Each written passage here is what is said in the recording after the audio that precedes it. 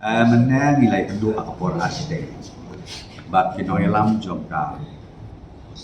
fastom. Akaba nakaliam jongka komen ngadon mga rengkat padu additional chief secretary wa in charge ya ka education department. Rengkat tu pada commissioner secretary jong education department. Kajing yang kedua menang kalong bang abatai ya ka status ya karai nakaliam jong kesoda.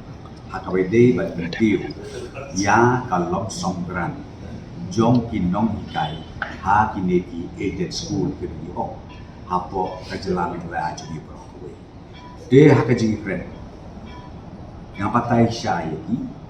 bapet ke government na kaliam jung ka government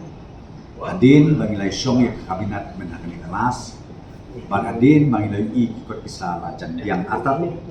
de ngipha biang ya kaneka kot kesla syapo ke department concern hakaba kinwarna pada hakaneka kabinet kaman salong bat kata kalomba kabas ngutenat kalomba hakaneka kabinet komisyon lu nakalian sarga ngirai ba ngin kentil ya kalom somgram jong kiniki aided school kata kade ka mga tip siya bat halor jong katanga kerpat lu ya kinong dai baro hapo jong kaneka organization noong yaki skillbha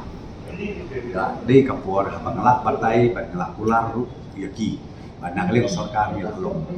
sispa na sispa milakular bangin sitiu ya kane kalong songkran tingong yaki skillbha call of no ya kaneka jinya ki ke jong let shali tia su tia sai nang tape lanu bakan long kata binet balaricia lesi karai kalong dekung wepat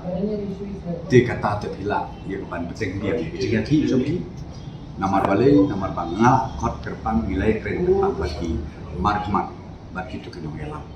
dan lain kalian jokiru ki om baya kan ingin pala ban om kunung lah ngai te hakangin le anai ku buat Indonesia ki no kai karo kibadon bentahan tay kemat jongka aja senang sekali.